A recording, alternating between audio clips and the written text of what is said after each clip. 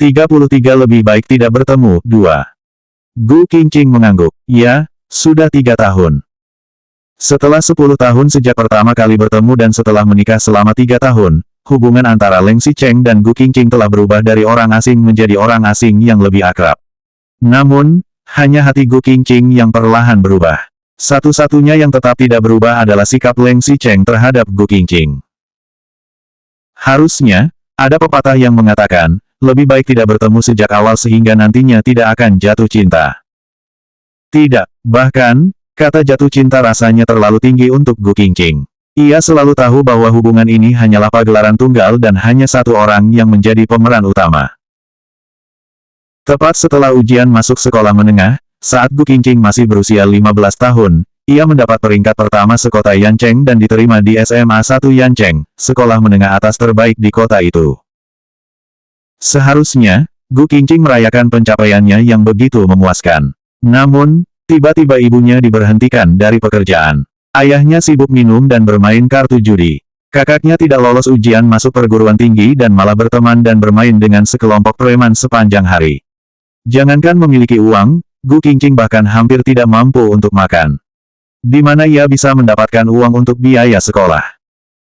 Suatu hari, Ibu Gu Qingqing tiba-tiba pulang dengan gembira dan mengabarkan bahwa ia telah menemukan pekerjaan baru sebagai pembantu untuk keluarga kaya. Ia bekerja untuk keluarga Su yang hanya memiliki satu anak perempuan, Su Zijin, dan seumuran dengan Gu Qingqing. Nona Su juga akan bersekolah di SMA 1 Yancheng.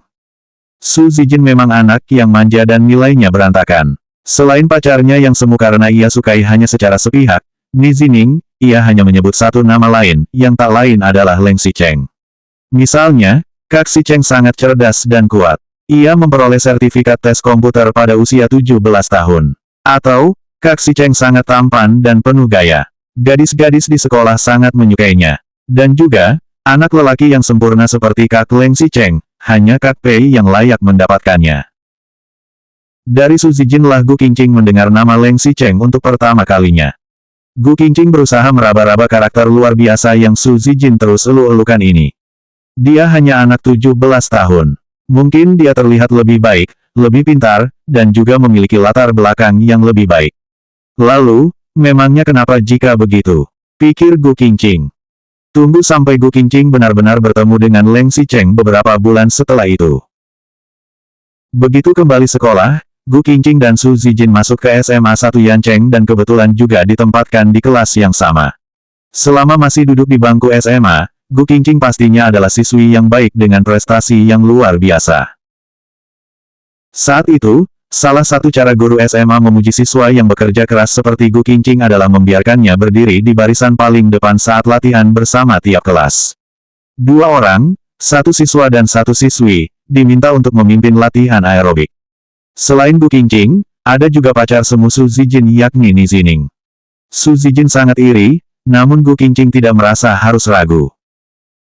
Gu Qingqing meneruskan gerakan latihan satu persatu. Namun, saat ia sesekali menengadah, ia melihat seseorang berjalan datang dari atas gedung. Pemuda itu mengenakan kemeja putih bersih, membuat kulitnya yang sudah putih jadi tampak lebih putih. Rambutnya coklat, matanya dingin, dan wajahnya tampak agak malas. Pemuda berdiri di lantai tertinggi gedung sekolah, sehingga Gu Qingqing perlu mengangkat kepalanya tinggi-tinggi untuk melihatnya. Tanpa disengaja, angin musim gugur berhembus dan meniup rambut lembut pemuda itu dan daun-daun yang berguguran menari di sekitarnya. Matahari menyinari dirinya dan menghiasi seluruh sosoknya hingga ia tampak seperti sebuah penampakan lukisan yang hidup. Saat itu, pemuda itu hanyalah bayangan putih yang cantik, jauh, dan tidak nyata. Namun, tiba-tiba pemuda itu tidak sengaja melirik ke arah Gu Qingqing. Pupilnya yang berwarna kuning berpendar, seperti hujan yang mengaliri hari yang cerah dengan sedikit bau hujan. Jantung Gu Qingqing berdebar. 34 lebih baik tidak bertemu. 3. Saat Leng Xicheng melihatnya, Gu Qingqing tahu bahwa itu semua hanya ada dalam pikirannya sendiri. Leng Xicheng adalah ketua mahasiswa, sehingga itu sudah kewajibannya untuk memeriksa latihan tiap kelas. Di mata Leng Xicheng, sekelompok siswa yang berlatih olahraga, termasuk Gu Qingqing, tampak begitu kecil seperti semut. Mereka semua mengenakan seragam sekolah yang jelek, merentangkan tangan dan menendang dalam seragam yang rapi dan sama hingga tidak bisa dibedakan satu sama lain. Hanya karena Leng Xicheng dikawal, ia memenuhi syarat untuk mengenakan pakaian putih yang berbeda dari seragam sekolah. Dengan ekspresi malas dan mata kosongnya, ia berada tinggi di atas sana, terasing dan istimewa. Gu Qingqing hanya menatap Leng Xicheng. Namun, ia tak sengaja menginjak udara hingga terjatuh ke tanah di depan para siswa. Saat ia kembali menengadah, pemuda itu sudah menghilang. Siapa sangka mereka kemudian bertemu, menikah, dan bertengkar. Bahkan, pada saat terburuk hubungan mereka, Gu Qingqing tidak melupakan hari yang cerah dan sederhana itu. Leng Xicheng berdiri di atap gedung sekolah, terlihat seperti bayangan salju putih.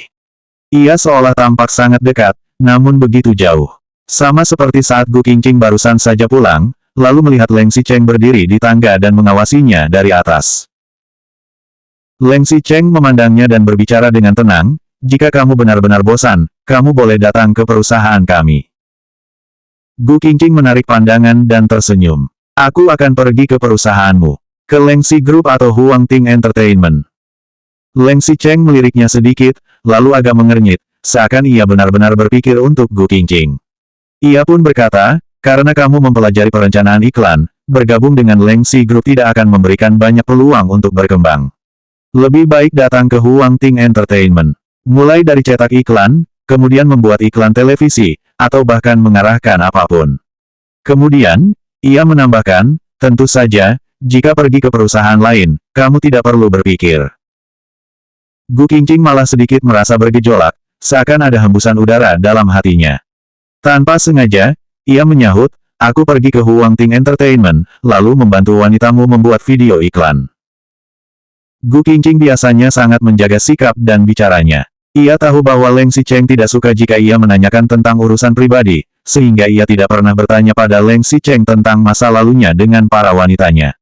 Namun, mendengar makna dari kata-kata Leng Xicheng hari ini, Leng Xicheng mungkin benar-benar mendengarkan laporan kecil Chen Wenji dan kini merasa sedikit skeptis jika Gu Qingqing akan bekerja di luar. Leng Xicheng juga tampak tidak senang saat Gu Qingqing menarget Chen Wenji. Lantas, mengapa Gu Qingqing barusan berbicara seperti itu? Tiba-tiba, Gu Qingqing sedikit mengeluh dalam hati. Tak masalah jika Leng Xicheng keluar untuk mencari wanita. Biar saja orang-orang berbicara tentang Gu Qingqing di belakangnya dan memandangnya rendah. Leng Xicheng juga bisa menertawakannya. Namun, jika ada wanita lain dan wanita itu jelas-jelas salah karena datang untuk mencari masalah dengannya, hati Gu Qingqing benar-benar tidak bisa menahannya. Mungkin Gu Qingqing terdengar sedikit berbeda dari pasang surut suaranya yang biasa. Leng Xicheng pun menatapnya dengan sorot mata yang sedikit jenaka. "Oh, iya, tidak aku sangka, kamu masih mempermasalahkannya." Gu Qingqing merasa tidak nyaman mendengar perkataan sombong Leng Xicheng. "Media terus menyiarkan berita-berita tentangmu sepanjang hari. Aku yang tidak keluar setiap hari saja bisa tahu hanya dengan mengecek internet dan menonton televisi." Tanpa diduga, setelah mendengar perkataan Gu Qingqing, Leng Xicheng tidak marah. Ia malah tersenyum bangga, sudut bibirnya sedikit terangkat dan kaki panjangnya melangkah maju. Leng Xicheng berjalan ke sofa dan duduk dengan kaki terlipat. Ia memiringkan kepalanya dan mengangkat dagu. Jari-jari rampingnya mengetuk sandaran tangan sofa dengan lembut, seolah-olah ingin menunjukkan bahwa ia memang memiliki banyak wanita. Leng Xicheng menatap Gu Qingqing sambil tertawa kecil. "Kenapa? Kau tahu bahwa aku memiliki peruntungan yang baik soal wanita. Apakah kamu cemburu?" Selanjutnya bab 35 lebih baik tidak bertemu 4.